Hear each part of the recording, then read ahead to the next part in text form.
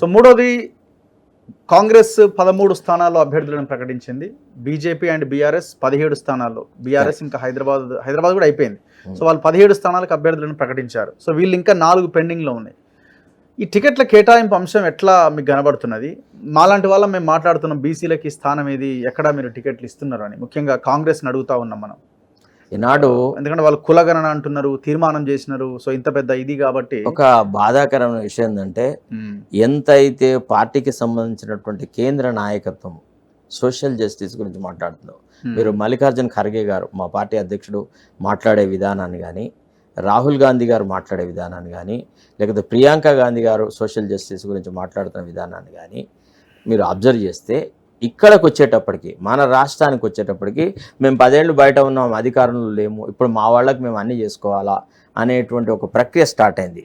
దీనికి తోడు మరోలా భావించకుంటే బీసీ నాయకత్వం కూడా మూతి నాకుళ్ళ నాయకత్వమే. అంతే. వీళ్ళు ఎన్నికలప్పుడు ఒట్టిగా, అంటే ఎట్లయితే మనకు పండగల సీజన్కి డ్రమటిస్టులు వస్తారు చూసినా, లేదా ఊర్లలో భాగవతాలు ఆడడానికి, అట్టా భాగవతాలు ఆడము, కొన్ని మీటింగులు పెట్టడము, ఓ అని లొల్లి పెట్టడము, అన్ని రంగాల్లో ఉన్న బీసీలను పిలుస్తారు సార్.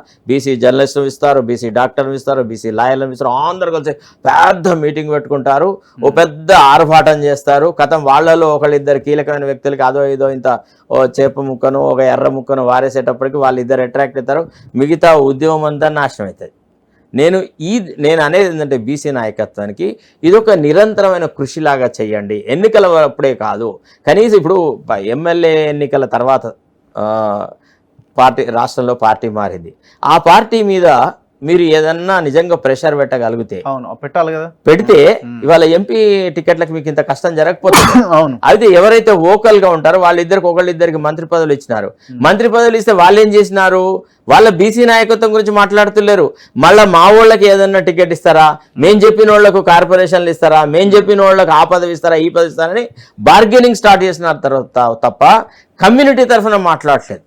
మనకు బాధాకరమైన అంశం ఎక్కడందంటే, మంత్రులు ప్రజాసేవ గురించి ఎందుకు మాట్లాడరు, సోషల్ జస్టిస్ గురించి ఎందుకు మాట్లాడరు, ఎంతసేపు వాళ్ళ కమ్యూనిటీ ఇంట్రెస్ట్లని, వాళ్ళ ఫ్యామిలీ ఇంట్రెస్ట్ని ప్రొటెక్ట్ చేయడానికి ఎందుకు కృషి చేస్తున్నారు?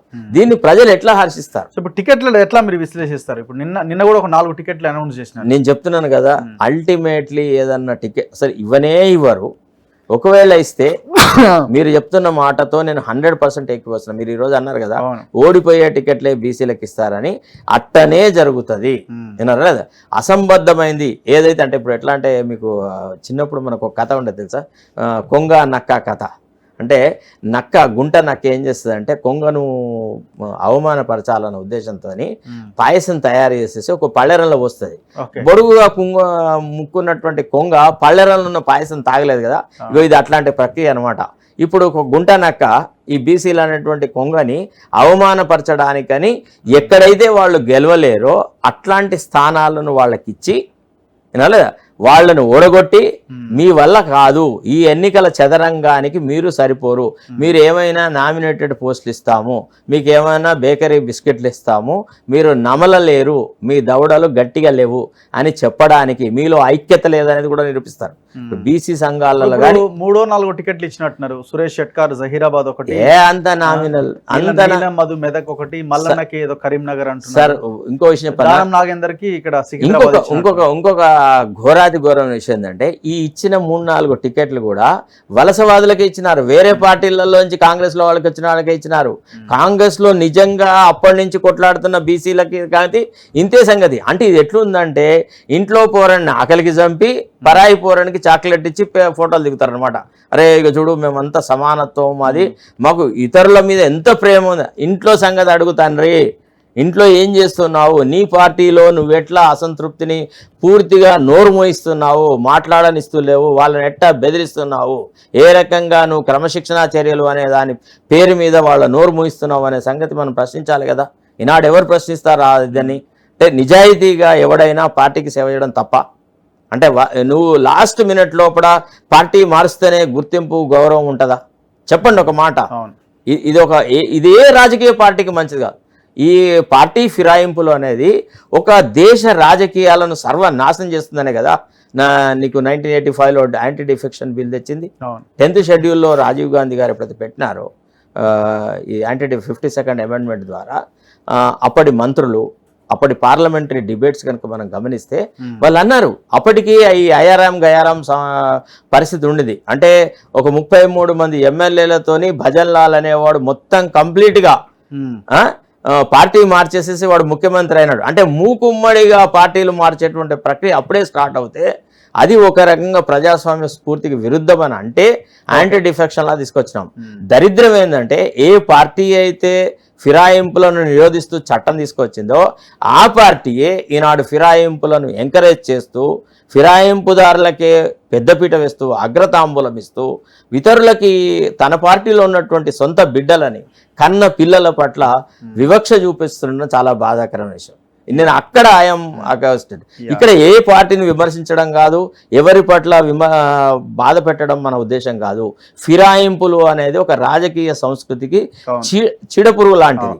ఇది ఎట్లాంటి కలుషితమైన వాతావరణాన్ని డెవలప్ చేస్తుంది అంటే ఎక్కడ ఎవడు భవిష్యత్తు లోపల పార్టీలో ఇక శ్రమ చెయ్యడు, పార్టీకి కృషి చేయడు, ఏదైనా పార్టీలో పదవులు కొనుక్కుంటే వస్తాయి అనేటువంటి యాంగిల్లోనే వచ్చినాయి. ఇప్పుడు బీఆర్ఎస్లో పార్టీ టికెట్లు కేటాయించిన కోట్లు సంపాదించిన కాంట్రాక్టర్స్కు బిల్డర్స్కే ఇచ్చినారు. ఇవాళ ఈ పార్టీలోనే అదే జరుగుతుంది.